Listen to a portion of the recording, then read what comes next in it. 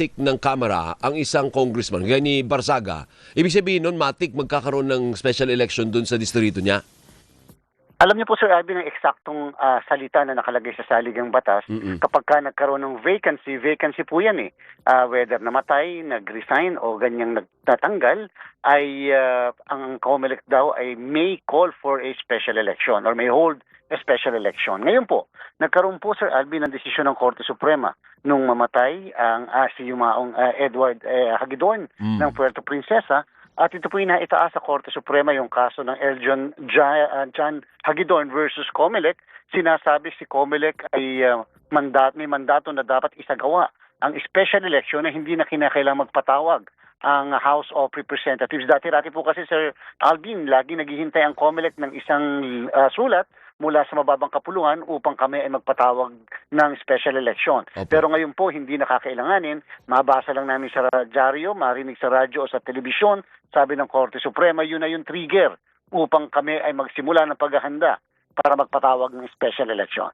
Opo, so anong desisyon natin? Anong desisyon ng COMELEC sa Ngayong kaso araw ni na Barzaga? pag-uusapan po namin, nakalagay po sa saligang batas kung sakaling mayroong special election, Sir Alvin, ito ay hindi mas maaga ng 60 araw pagkatapos ng vacancy at hindi po ito dapat mas sobra ng 70 araw. Ang 60 araw, Sir Alvin, ay August 2 at lalabas po ang 70 araw ay September 2. Ang ating pong Bangsamoro Parliamentary Election ay September 14. Ang Barangay SK elections naman natin ay November 2. Medyo napaka-critical, napaka-higpit po nung timeline na yon. Ang pinakamalaki po namin problema, at yun nga po yung pag-uusapan naman namin, ay yung pondong kakailanganin sapagkat wala naman po tayong nakahandang pondo para sa ganyan. At ang gagastos po talaga dapat dyan ay si Commissioner Elections. Magkano ba ang gagasusin pag ganyan special election na isang distrito? Nag-iisang distrito po ang Dasmariñas, Cavite, at alam niyo po, isa ito sa may pinakamalaking voting population. Ito po ay may 437,730 na botante. At dahil dyan, base sa initial estimate natin pa lang, mga 200 million ang kakailanganin nating gastusin. Ganong ito po ay hindi pwedeng isabay sa Barangay SK elections kung sakali, sapagkat pagka po sinabay natin sa Barangay SK, lalampas po tayo sa sinasabi ng saligang batas na hindi higit ng 70 araw makatapos magkaroon ng vacancy. Hindi ho ba uubra na caretaker na lang kagaya nung nangyari dun kay Congressman Teves, naalala po niyo? Tinanggal din po yun. Parang naalala ko si Romualdez ang nag-caretaker nun dati nung speaker pa siya, hindi ho ba? Yun po talaga dati ang nangyayari na nauuso, kung kaya nga lamang dahil doon sa desisyon sa Hagidorn case na binanggit ko kanina, kung kaya po natatandaan nyo, nung yumao po si dating Congressman Acop ng Antipolo, Opo. si COMELEC ay napilitan na mag-hold ng special election dyan sa Antipolo ng mga nakakarang ilang buwan lamang. So ang para pong lumalabas ay obligado si COMELEC na mag-conduct ng special election. Ang sabi pa nga po ng Korte Suprema, kinakailangan at all cost hanapan ni COMELEC ng pondo para lang maisagawa ang eleksyon, basta ba ang vacancy o yung pagkawala ng congressman ay nangyari ng mahigit pang 1 taon bago ang susunod na halalan. Nalito po kasi akala ko ang wording ang nakalagay May. Eh di ba pag sinabing May, pwedeng hindi. Actually po, yun po yung pag-uusapan namin mamaya, yun ang kinakailangang legally pag-aralan kasi tama po kayo, napakaliwanag po nung binanggit ng saligang batas na May. Pero yung po kasing naging desisyon ng Korte Suprema ay para pong ang isyal at mandatory. So medyo doon po kinakailangan pag-ayaw naman po nating masisi tayo sa bagay na yan. At napakalaking konsiderasyon po dito, Sir Alvin, yung kawalan ng pondo natin na medyo malaki-laki ang kakailanganin. Nandiyan na rin lang kayo, pahingin na lang ng soundbite, Chairman, yung tungkol sa mga tatakbo sa halalan, yung mga personalidad na may kinakaharap na kasong kriminal. Di ba merong ganun, ano po, na ngayon nakakulong, may kaso. Pag na-convict po ang mga yan ba hindi na makakatakbo? O paano ba yan? Paano bang patakaran dyan? Pag may kaso ka, pwede ka pa rin tumakbo.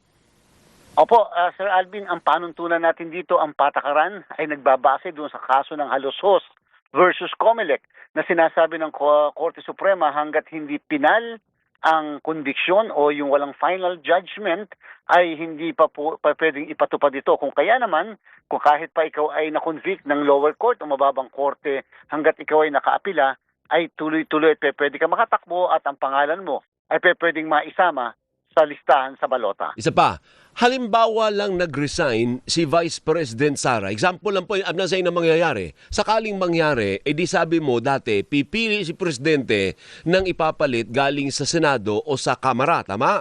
So pag may Tama po. Only for pini- academic discussion, Sir Oh, Alvin. academic lang. So, halimbawa, may pinili siya doon. O di may mababakante ulit na distrito. Halimbawa, congressman ang pinili niya. O di may special election na naman ulit dahil mawawalan ng kinatawan yung distritong yun kung congressman. O paano kung senador? Di kulang naman sila ulit ngayon. Magiging 23 na lang ulit sila.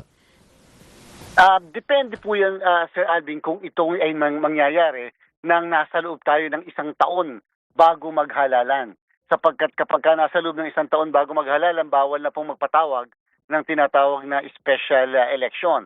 Yung pong nangyari kay Senator Sani Angara na kung saan siya po ay talaga bilang kalihim ng Department of Education, ay nangyari po kasi yon before the Hagedorn decision. Kaya po hindi nagpatawag ang Senado noon o hindi tayo nagpatawag ng special election. Kaya po talagang kinakailangan busisiin naming mabuti yung doktrina ng Hagedorn upang alamin talaga bang obligado, mandatory ang pagpapatawag ng special election kung sakali magkaroon ng vacancy 1 taon o mahigit pang 1 taon bago ang susunod na halalan. So, assuming na wala ng 1 year bago mag-eleksyon, di wala tayong problema kasi hindi naman kailangan magpatawag. Pero kung more than a year bago mag-eleksyon, nag-resign halimbawa lang si Vice President Sara at kailangan mamili from the Senate or the House, para lumalabas, obligado kayo ngayong magsagawa ng special election to fill that gap.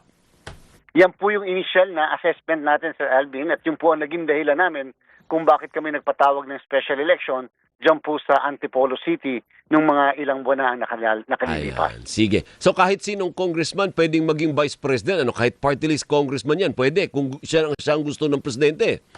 Yes po, nakalagay naman po sa ating pong saligang batas mula sa Senado o sa mababang kapulungan in case of vacancy. Okay. Hindi daw pwedeng COMELEC chairman yung i-appoint na vice president. Wala sinabing gano'n. Ay, nako, hindi po. Ano po yan, disqualified ka agad. Thank you, Chairman. Mabuhay po kayo. Magandang umaga po sa inyo. Sir Alvin. Mabuhay ka. Si Attorney George Erwin Garcia. O baka pwede na rin nating tawagin Senator. Aba, pwede, no? Pwede naman. Kesa naman yung iba dyan na, ay, nako. Pero hindi yan. Hanggang 2029 pa yung termino ni Attorney George Erwin Garcia bilang chairman po ng Commission on Elections.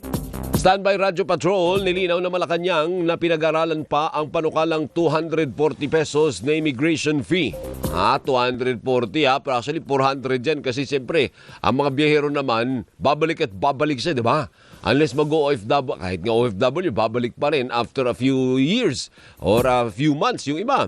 Sa ilalim po ng Civil Aviation and Immigration Security Services Project, pagbabayarin ng 240 pesos sa mga babiyahe papasok at another 240 pesos palabas ng Pilipinas na gagamitin para sa modernisasyon at pagpapabuti sa sistema ng Bureau of Immigration. Sinabi ni Palace Press Officer Undersecretary Claire Castro na wala pang desisyon si Pangulong Marcos sa panukala kaya walang dapat ikabahala ang publiko. Patuloy din ang pakikipag-ugnayan ng immigration